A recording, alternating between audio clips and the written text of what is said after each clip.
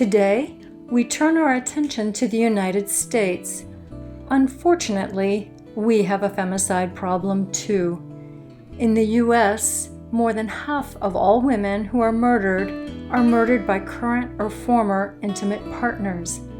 A woman is more likely to be murdered by her partner than by a stranger in a dark alley. Hello, this is Beverly Hill. The GenDAP team and I welcome you to Day 6 of our week of activism.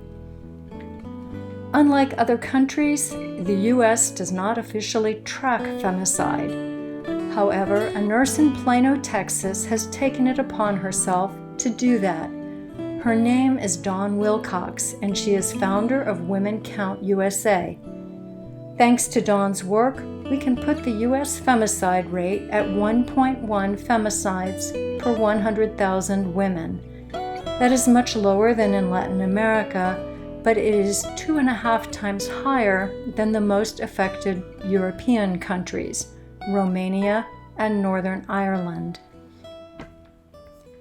The problem of femicide has failed to galvanize American women the way it has galvanized women elsewhere. In the U.S., there have been no large protests like those in Europe and in Latin America, nor have there been prominent national discussions. The FBI estimates that in the U.S., 3 women are murdered by their current or former partners every day. A recent academic study puts the number at 4 women per day, and women's advocates put it at 5 per day. Whatever it is, all parties agree that poor women and women of color figure disproportionately. African American women are almost 3 times as likely as Caucasian women to be murdered by their partners. And while Vanessa Guillen was not murdered by an intimate partner, her death highlighted the vulnerability of Latino women. Native American women, however, are 10 times more likely than Caucasian women to be murdered by their partners. Native American women have experienced a phenomenon called MMIW, Missing and Murdered Indigenous Women. Many have been kidnapped and trafficked. 10 years ago, journalists from Vice News discovered that Native women were being sold into the sex trade on ships plying Lake Superior. The disappearance of Indigenous women correlates geographically with oil and gas drilling operations. That's because Indian country is also oil and gas territory.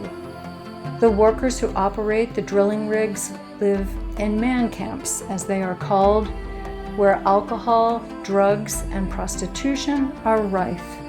The camps have created an extremely dangerous environment for Indigenous women living on nearby reservations.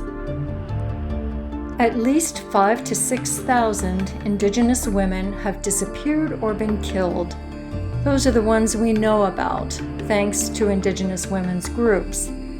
These crimes are not tracked, but hopefully they soon will be.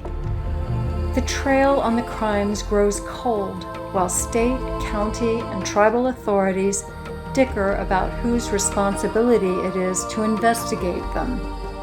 Murders are rarely prosecuted, but when they are, prosecution gets tangled in the same jurisdictional disputes. Quite recently, Congress passed 2 acts, Savannah's Act and the Not Invisible Act. Together, the laws initiate data tracking and establish protocols for investigation and prosecution. The Gendercide Awareness Project works with Lakota activist Yolanda Bluehorse to call attention to the problem. We have collaborated on several projects: a multi-faith conference, an interview for the Parliament of the World's Religions, and No More Stolen Sisters, a day of remembrance and awareness. Right now, we are planning a project for the Junior World Affairs Council. We will educate DFW high school students about missing and murdered Indigenous women, placing MMIW in the context of global gendercide. please join us tomorrow.